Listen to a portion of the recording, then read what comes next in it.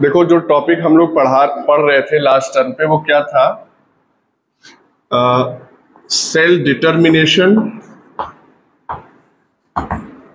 और इसी में अगला टॉपिक है डिफरेंशिएशन।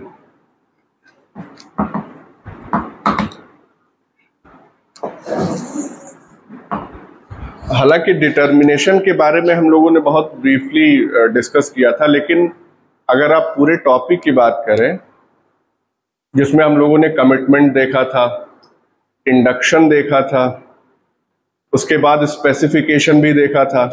3 टाइप के स्पेसिफिकेशन देखे थे ना? कौन कौन सा था? ऑटोनॉमस, कंडीशनल और सिंसाइटियल। तो ये 3 टाइप के स्पेसिफिकेशन भी देखे थे हम लोगों ने। मॉर्फोजेंस क्या होते हैं, सेल फेट क्या है, इन सब के बारे में हम लोगों ने ब्रीफ डिस्कशन किया था।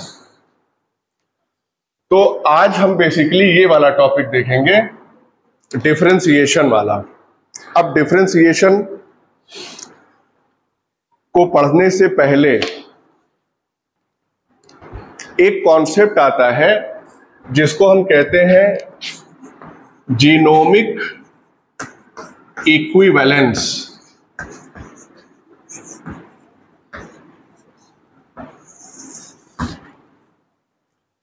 तो बेसिकली सेल डिफरेंशिएशन में ही हम ये पढ़ रहे हैं, जीनोमिक इक्विवेलेंस क्या होता है। तो मल्टी सेलुलर ऑर्गेनिज्म जब होता है तो आपको मालूम है कि एक सेल से सारी सेल्स डिराइव हो रही है, यानी कि जाइगोट ही है जो फाइनली सारी सेल्स बना रहा है। न्यूक्लियस डिवाइड करेगा, दूसरी सेल में जाएगा, फिर से वो न्यूक्लियस डिवाइड करेगा, इस तरीके से नई सेल्स बनती चली जाएंगी। जीनोमिक इक्विवेलेंस ये कहता है कि जितनी भी सेल्स उस सिंगल सेल से डिराइव हो रही हैं, यानी कि जाइगोट से डिराइव हो रही हैं, उन सभी में जो न्यूक्लियर सेटअप है या न्यूक्लियर कॉम्पोजिशन है या जो सेट ऑफ जीन्स हैं वो बिल्कुल एक जैसी ही रहेंगी। जो सेट ऑफ इंस्ट्रक्शंस पहली सेल में थी वही सेट ऑफ इंस्ट्रक्शंस जो है वो जितनी सेल्स उस सेल से डिराइव होंगी, यानी कि बॉडी के सभी सेल में, सब में सेम जेनेटिक इक्विवेलेंट या जीनोमिक इक्विवेलेंट मौजूद होगा। जीनोम टर्म हम किस लिए इस्तेमाल करते हैं आपको मालूम है? What is genome? It is the single set of chromosomes. तो इसका मतलब ये हो गया कि किसी भी डिप्लॉयड ऑर्गेनिज्म में अगर हम हैप्लॉइड सेट की बात कर लें तो वही उसका जीनोम हो जाएगा। और हैप्लॉइड सेट ऑफ क्रोमोसोम्स में सारे के सारी जीन्स जो है वो इंक्लूड हो जाएंगी। तो हमको एक एक बार देखनी है सारी जीन्स। तो it is the entire set of genes present in a cell, और वो सभी सेल में एक जैसी होती है। उसी को हम क्या दे रहे हैं? Genomic equivalence. इतनी बात समझ में आ गई? अब अगर सभी सेल्स में एक ही जैसा जेनेटिक सेटअप मौजूद है तो फिर ऐसा क्यों होता है कि एक सेल दूसरी सेल से अलग नजर आती है, वो चाहे स्ट्रक्चर के बेसिस पे हो चाहे फंक्शन के बेसिस पे। किसी एक सेल में कोई पर्टिकुलर प्रोटीन प्रोडक्ट तैयार हो रहा है। फॉर एग्जांपल अगर आरबीसी की हम बात करें तो आरबीसी में हीमोग्लोबिन पाया जा रहा है, डब्ल्यूबीसी में क्यों नहीं पाया जा रहा है? लीवर सेल में क्यों नहीं पाया जा रहा है? उसी पे हम आ रहे हैं। जीन्स मौजूद नहीं है,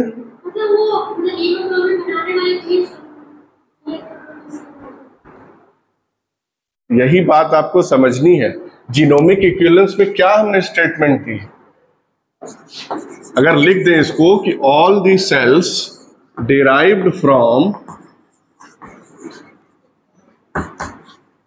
द पेरेंट सेल, यहां पे हम चूंकि डेवलपमेंटल पढ़ रहे हैं तो जाइगोट की बात करेंगे, contain same set of genes. तो क्या अब हम ये कह सकते हैं कि इस सेल में और इस सेल में जेनेटिक लेवल पे कोई डिफरेंस है? जितनी जीन्स इसमें होंगी वही सारी जीन्स इसमें है, क्योंकि उसी जाइगोट से ये दोनों सेल्स डिराइव हो रही हैं। तो ऐसा तो हम नहीं कह सकते कि हीमोग्लोबिन को सिंथेसाइज करने वाली जीन सिर्फ आरबीसी में होगी और डब्ल्यूबीसी में नहीं, जीन तो हर जगह है। सिमिलरली अगर हम बीटा सेल्स की बात करें पैंक्रियाज के, तो इंसुलिन वहीं से सिक्रीट हो रहा है, लेकिन क्या इंसुलिन की जीन बाकी सेल्स में मौजूद नहीं है? है, बिल्कुल मौजूद है, इसमें तो कोई डाउट ही नहीं है। तो फिर ऐसा क्या होता है कि अलग अलग सेल्स अलग अलग स्ट्रक्चर और अलग अलग फंक्शन एक्वायर कर लेती हैं? उसका आंसर है एक लाइन में, जिसको हम क्या कहते हैं? Differential gene expression. और इस टॉपिक पे आगे बढ़ने से पहले, यानी कि डिफरेंशियल जीन एक्सप्रेशन को समझने से पहले, जीनोमिक इक्विवेलेंस वाकई में होता है ये कैसे पता चला? तो इसके लिए कुछ एक्सपेरिमेंट्स जो है वो डिवाइस किए गए। पहले आप जीनोमिक इक्विवेलेंस और उसके स्टेटमेंट यहां पे लिख लीजिए एक लाइन, उसके बाद हम लोग एक्सपेरिमेंट। अब देखो एक्सपेरिमेंट्स क्या कंडक्ट किए गए कि जीनोमिक इक्विवेलेंस जैसी चीज होती है या नहीं, इसको पता करने के लिए। तो 1950s की बात है, साइंटिस्ट थे रॉबर्ट ब्रिग्स।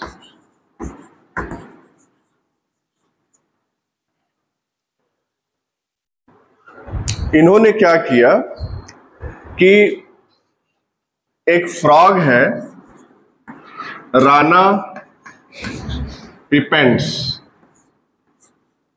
इसको लेपर्ड फ्रॉग कहते हैं।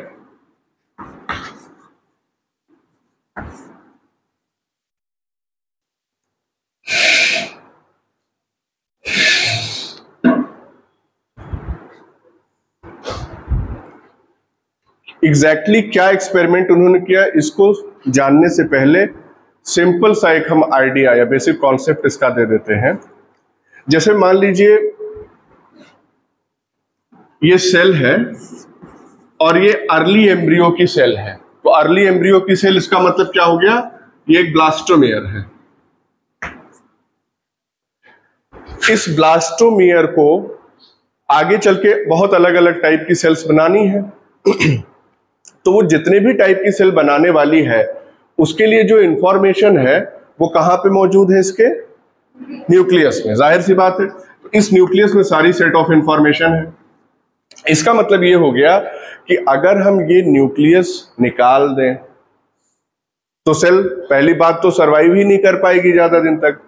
दूसरे सेंस में हम कह सकते हैं कि अब जो भी इंफॉर्मेशन थी इसके पास से निकल गई, तो इसको पता ही नहीं है कि आगे करना क्या है, और इसी वजह से ये सरवाइव नहीं कर पाएगी। लेकिन अगर हमको ये टेस्ट करना है कि जितनी भी सेल्स हमारी बॉडी में हैं, क्या उनमें से किसी भी सेल के पास जो न्यूक्लियस है उसमें वही सेट ऑफ इंफॉर्मेशंस है या नहीं है जो अर्ली सेल्स में है, या हम कहें जो जाइगोट में थी, जाइगोट के न्यूक्लियस में थी। यही तो टेस्ट करना है बेसिकली। जीनोमिक इक्विवेलेंस कैसे टेस्ट करेंगे कि जितनी सेल्स बन गई उसमें जो न्यूक्लियस पाया जा रहा है वो प्रीवियसली जो सेल्स थी उनके न्यूक्लियस के इंफॉर्मेशन से या उसके न्यूक्लियर कंटेंट से मैच कर रहा है कि नहीं कर रहा है। तो क्या किया गया, स्ट्रेटेजी क्या है ये समझिए। स्ट्रेटेजी ये है कि blastomere, early embryonic cell, blastomere से न्यूक्लियस को निकाल लिया गया, यानी कि ई न्यूक्लिएशन कर दिया गया। अब ई न्यूक्लिएशन कैसे करेंगे? तो उसके लिए यूज करते हैं माइक्रोपिपेट का।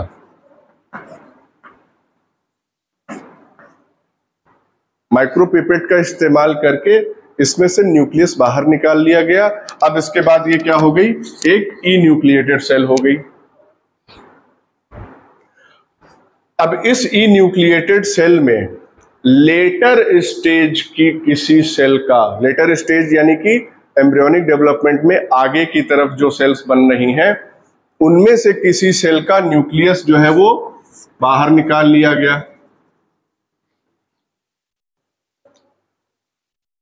लेट्स सपोज ये इंटेस्टाइनल सेल है और इसमें से ये जो न्यूक्लियस है, इंटेस्टाइनल सेल है, तो हम क्या कह सकते हैं इसको? It is a somatic cell. इसमें से फिर न्यूक्लियस जो है वो माइक्रोपिपेट की हेल्प से बाहर निकाल लिया गया। बाहर क्या, वो पिपेट में ही रहेगा। इस न्यूक्लियस को क्या किया गया, यहां पे ट्रांसफर कर दिया गया। इसको हम क्या कहते हैं, न्यूक्लियर ट्रांसप्लांटेशन टेक्निक।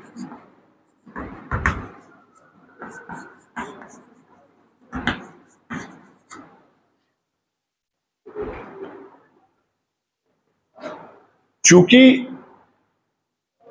ब्लास्टोमियर में ये न्यूक्लियस जो है इनकॉर्पोरेट कर दिया गया, अब इसके बाद इस ब्लास्टोमियर का डेवलपमेंट जब देखा गया, और एक सेल से काम तो करते नहीं है, काम बहुत सारी सेल से करते हैं क्योंकि फेल्योर के चांसेस भी रहते हैं। तो ग्रुप ऑफ द ब्लास्टोमियर है, इसका जब डेवलपमेंटल प्रोसेस देखा गया आगे की तरफ, तो ये पूरे के पूरे ऑर्गेनिज्म को डेवलप करने में कैपेबल हो गया। करीब 400-450 ब्लास्टोमियर के साथ ये एक्सपेरिमेंट किया गया, उसमें से कोई एक पूरे ऑर्गेनिज्म को फॉर्म कर दिया। ऐसा हुआ। इसका मतलब क्या हुआ, अब इसको हम जीनोमिक इक्विवेलेंस से कैसे कोरिलेट करेंगे। इसका मतलब ये हो गया कि जो भी सेल्स बाहर आगे बन रही हैं, उनमें जो भी सेट ऑफ इंफॉर्मेशन उनके न्यूक्लियस में है, that is sufficient to form the entire organism. इसका मतलब कि सब में टोटीपोटेंसी कहीं ना कहीं है।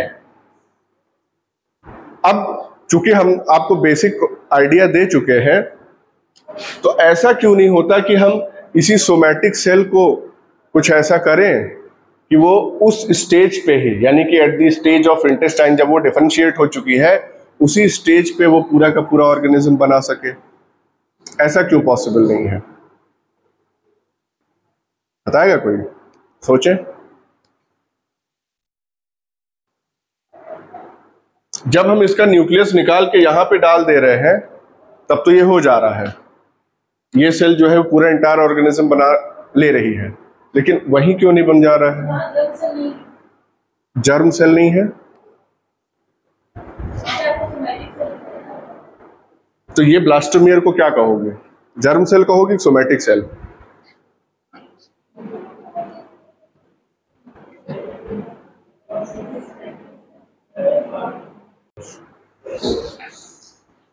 ये हमने एक बेसिक आउटलाइन आपको बताया कॉन्सेप्ट का। ये एग्जैक्ट एक्सपेरिमेंट नहीं था जो ब्रिग्स ने कंडक्ट किया था। ब्रिग्स ने एग्जैक्टली क्या, कौन सा एक्सपेरिमेंट कंडक्ट किया था, उन्होंने लिया था सीधे ऊसाइट लिया था, ठीक। अब इस ऊसाइट जो है, इसका न्यूक्लियस बाहर निकाल के इसको ई न्यूक्लिएट करके, और साथ ही साथ देखो एग के साथ क्या है कि आपको मालूम होगा नॉर्मली एग जो है वो अरेस्टेड फेज में रहता है, अनटिल अनलेस स्पर्म की एंट्री ना हो, तब तक एग जो है वो किस स्टेज में रहता है, अरेस्ट। मियोसिस सेकेंड में अरेस्टेड रहता है ना, डिवीजन कंप्लीट तो होता नहीं है। तो अगर एग का सेल लिया जा रहा है, oocyte लिया जा रहा है, तो इसका मतलब यह है कि उसको एक्टिवेट करने की भी जरूरत पड़ेगी। तो दो टेक्निक्स को कंबाइन करना पड़ेगा यहां पे। वो दो टेक्निक्स कौन सी हैं, एक तो हो गई ई न्यूक्लिएशन और दूसरा हो गया एक्टिवेशन, एग एक्टिवेशन। और ये बहुत सुनने में लगता है कि मुश्किल है, लेकिन इतना मुश्किल है नहीं। ई न्यूक्लिएशन करने के लिए माइक्रोपिपेट का यूज करते हैं न्यूक्लियस बाहर निकालने के लिए, और एक्टिवेट करने के लिए कुछ नहीं करना है, बस एक नीडल से प्रिक कर देना है। एक नीडल से प्रिक किया, मेम्ब्रेन में थोड़ा सा स्पेस बना, गैप बना, और अब इसी प्रिक्ड जो मेम्ब्रेन है उसमें पिपेट डाल के, और जो भी माइटोटिक स्पिंडल बना है, जो भी न्यूक्लियर मटेरियल है, उसको सक आउट कर लिया बाहर। तो pricking and sucking out of the nucleus. तो यानी अब प्रिकिंग के इफेक्ट से क्या होता है, एग जो है वो एक्टिवेट हो जाता है। एक्टिवेशन का मतलब क्या कि जब वो जिस फेज में अरेस्टेड था उसका डिवीजन, अब वो उस फेज से आगे निकल रहा है, the arrest is over.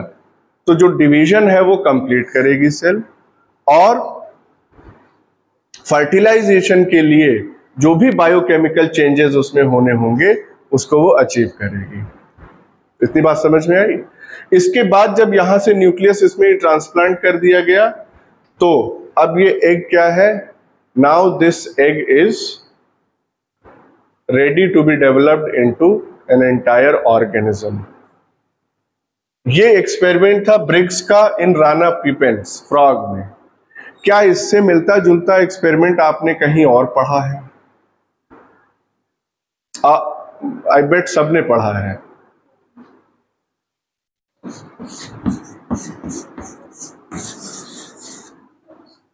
Dolly the sheep,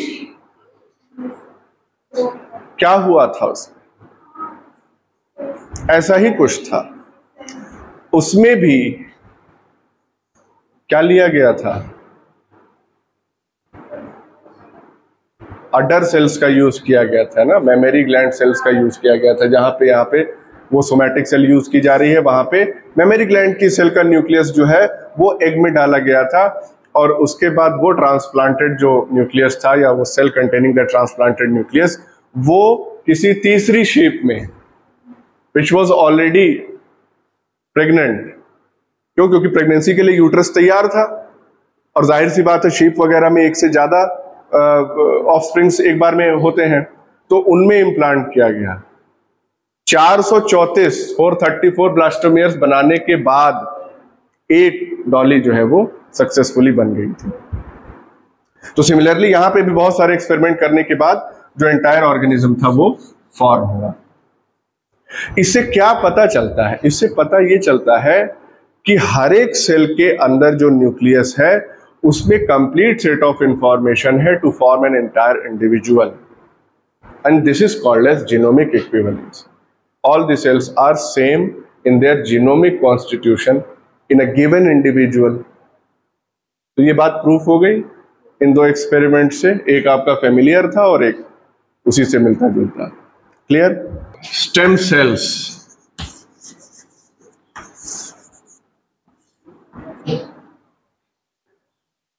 एक को हम कहते हैं एम्ब्रियोनिक, हाँ, दूसरे को कहते हैं एडल्ट स्टेम सेल्स।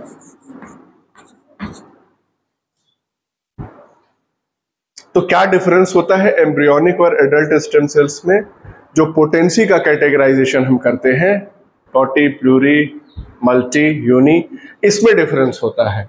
यहां पे एम्ब्रियोनिक स्टेम सेल्स में हमको टॉटी पोटेंसी मिलेगी और प्लूरी पोटेंसी मिलेगी, और यहां पे हमको मल्टी और यूनी पोटेंसी मिलेगी। एक चीज तो ये हो गई। एडल्ट स्टेम सेल्स के अगर हम कुछ एग्जांपल्स आपसे पूछें तो आपको बताएं, एम्ब्रियोनिक स्टेम सेल का हम ऑलरेडी बता चुके हैं। एक तो जाइगोट ही एग्जांपल है टॉटीपोटेंट सेल का, और दूसरा ब्लास्टोमियर्स या इनर सेल मास की हम स्पेशली बात करें तो वो प्लूरिपोटेंट सेल का एग्जांपल हो जाएगा। एडल्ट में हम एग्जांपल्स अगर पूछें तो आप बताएं कुछ। अरे स्पेसिफिक एग्जांपल बताओ ना, कौन सा tissue? Bone marrow,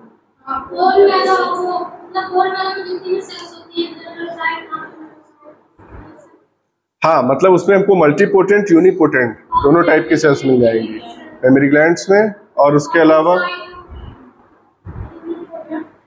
oocyte can be an example, हाँ वही ovum, it can be an example. Good, क्योंकि ये तो ट्रांजिशन फेज वाली बात हो गई ना। अब वो फर्टिलाइज होते ही वो चला गया एम्ब्रियोनिक वाले फेज में, फर्टिलाइजेशन से जस्ट पहले वो अभी एडल्ट वाले ही फेज में है। सही ट्रांजिशन फेज का एग्जांपल है। इसके अलावा हमारी स्किन में भी स्टेम सेल्स होती हैं, एडल्ट स्टेम सेल्स। कौन सी लेयर में होती हैं वो stem cells?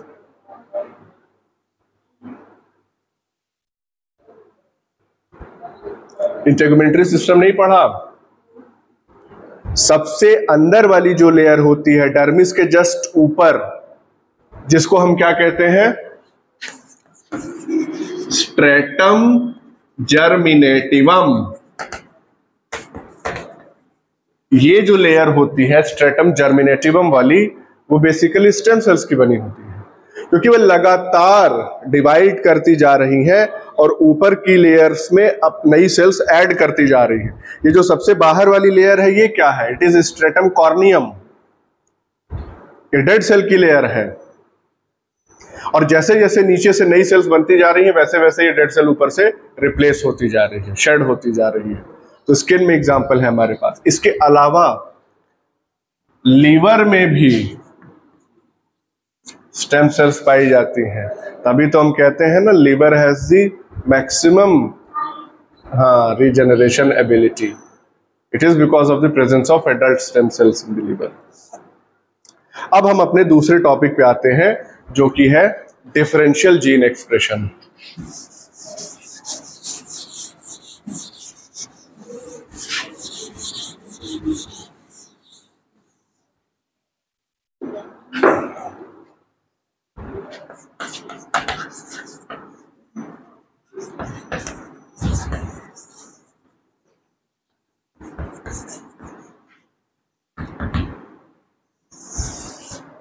Differential gene expression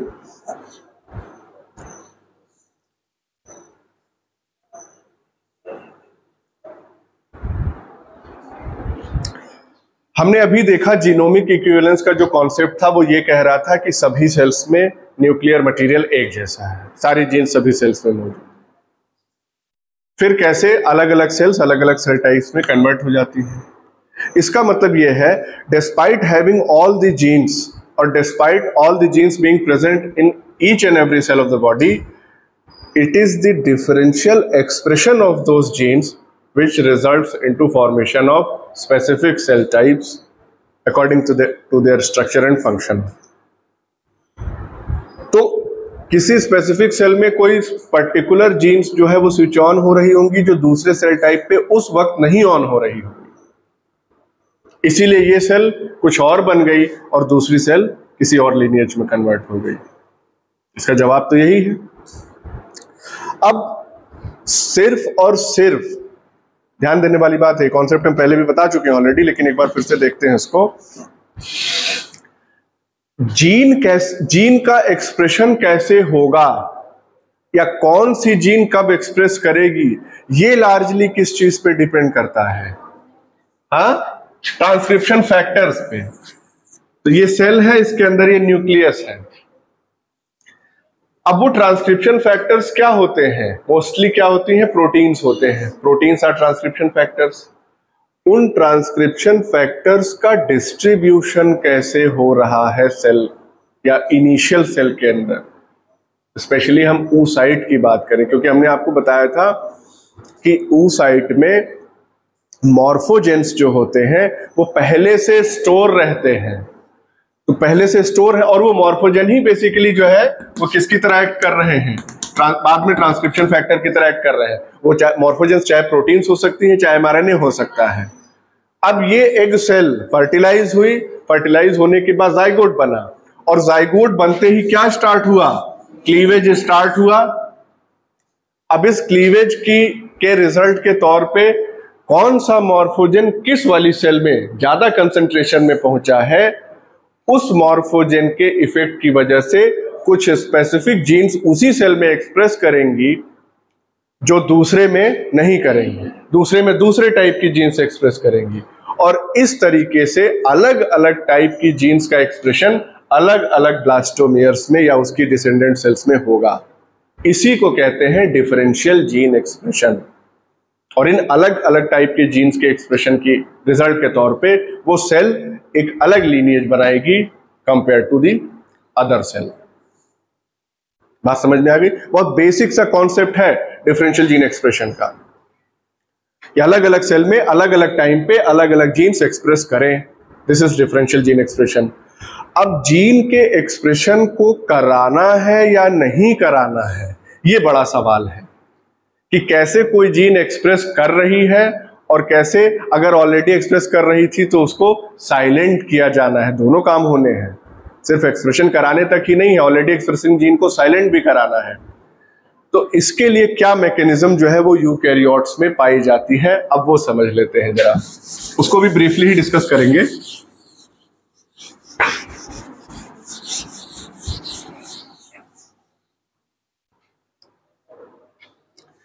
चार मेजर स्टेप्स होते हैं, क्या कुछ पूछना है? नहीं, चार मेजर स्टेप्स होते हैं या चार मेजर मैकेनिज्म्स होती हैं जिसको हम किस में पढ़ते हैं? रेगुलेशन ऑफ जीन एक्सप्रेशन में। जीन एक्सप्रेशन ही तो रेगुलेट हो रहा है। इस चीज को अचीव करने के लिए सबसे पहला रेगुलेशन किस लेवल पे हो सकता है यूकैरियोट्स में जीन के रेगुलेशन का? At the time of transcription. Transcription के टाइम पे। दूसरा, सीधे सीधे वहां थोड़ी चले जाना है, post transcriptional modification.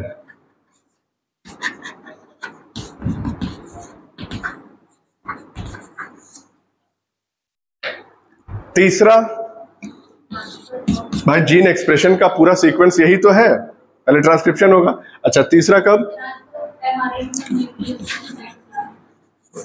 Transfer of mRNA, और ये हमको मालूम है कि न्यूक्लियस से साइटोप्लाज्म में ट्रांसफर होता है, तो उसको लिखेंगे। चौथा, ट्रांसलेशन के वक्त हम इसी में ट्रांसलेशन ऐड कर दिए। अब बताओ चौथा किसका एक्सप्रेशन? तो उसको अब रेगुलेट कैसे करेंगे? एक्सप्रेशन हो जाएगा, ट्रांसलेशन अब कैसे रेगुलेट करें? ट्रांसलेशन तो हो चुका।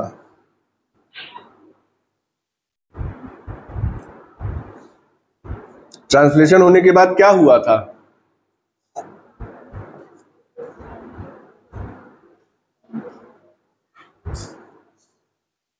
अरे भाई, ट्रांसलेशन के बाद क्या हो जाएगा? प्रोटीन का फॉर्मेशन हो जाएगा।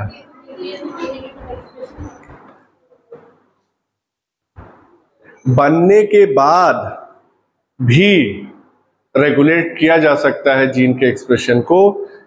कैसे? Bye protein modification.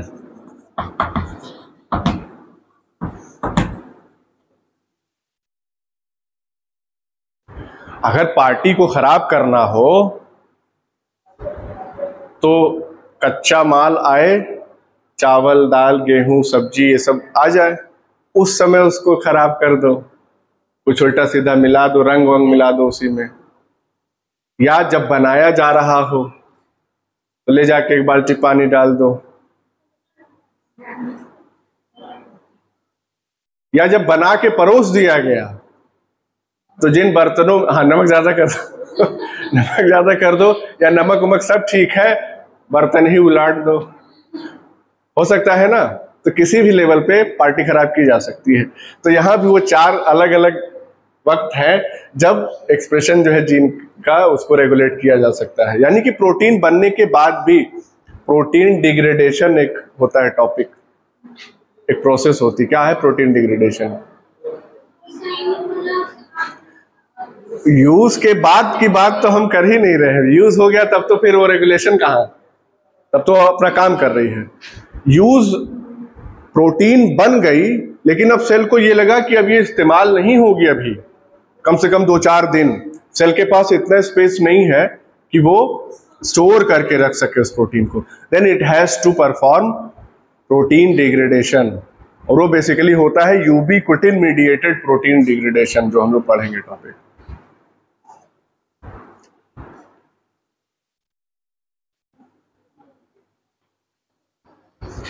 ये आपने देख लिया। अब हम जीन के लेवल पे थोड़ा सा आपको बता दे रहे हैं कि एक्चुअली में ये सारा काम होता कैसे है। तो ध्यान दो,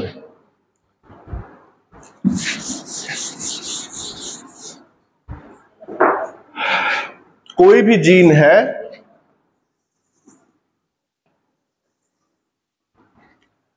तो जीन के कुछ बेसिक कंपोनेंट्स होते हैं। कौन कौन से?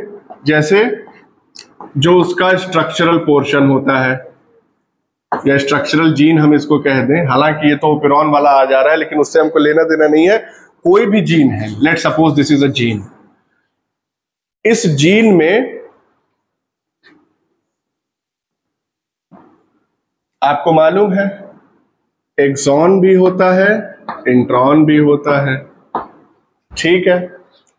इसके अलावा जीन के अपस्ट्रीम पे साइट होती है, किसके लिए? ये प्रोमोटर साइट होती है, प्रोमोटर तो होगा ही। इसके अलावा यूकैरियोटिक जीन्स में दो, नहीं वो तो होगा, वो अनट्रांसलेटेड रीजन वो सब होगा। हम केवल एक्सप्रेशन को रेगुलेट करने में जो पार्टिसिपेट कर रहे हैं उसका भी यहां पे मेंशन कर रहे हैं। प्रोमोटर हो गया। इसके अलावा जीन्स के डाउन स्ट्रीम की तरफ, अपस्ट्रीम या डाउन स्ट्रीम किसी भी तरफ हो सकता है, लेकिन हम यहां पे डाउन स्ट्रीम मेंशन कर रहे हैं,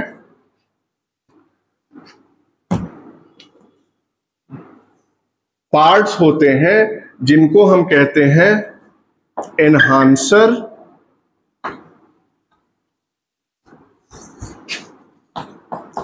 साइलेंसर या रिप्रेसर्स, इसको हम कह सकते हैं।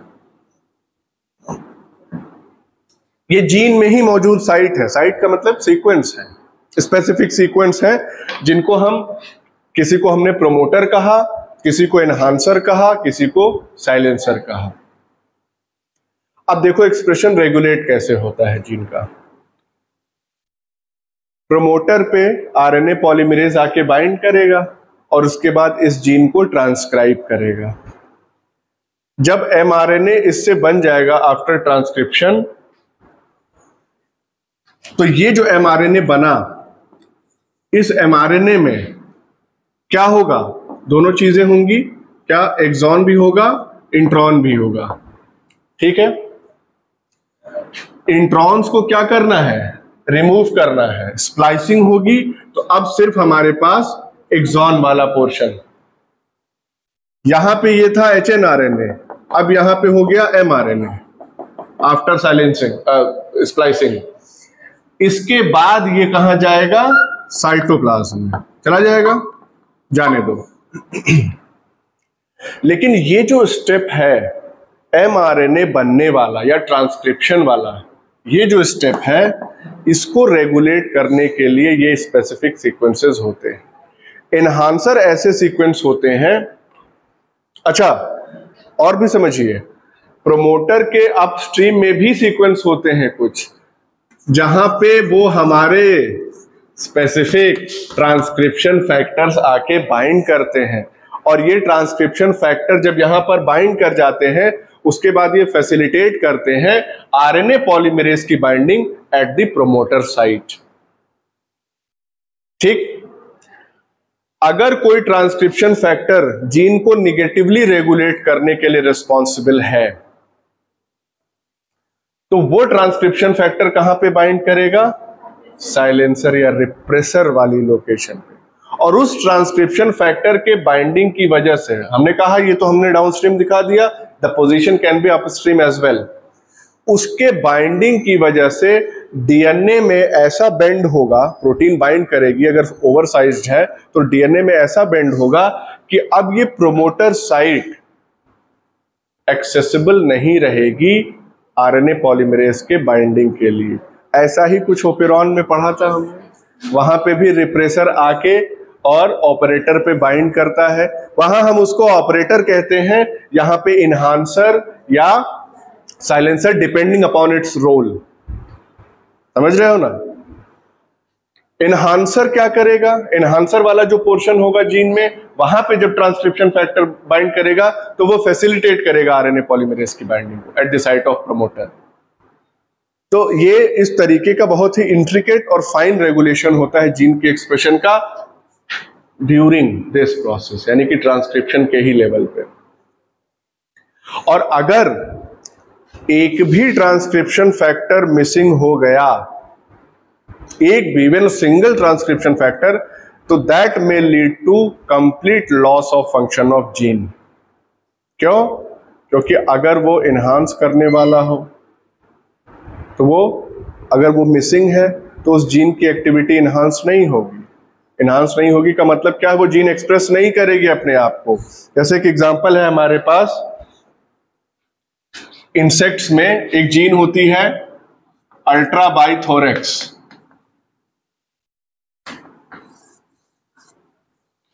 अब ध्यान दीजिएगा, एक जीन का एक्सप्रेशन अगर गड़बड़ हुआ during the entire course of development तो उससे ड्रास्टिक चेंजेस और ड्रामेटिक चेंजेस आ सकते हैं। ये अल्ट्राबाइथोरेक्स जीन जो है,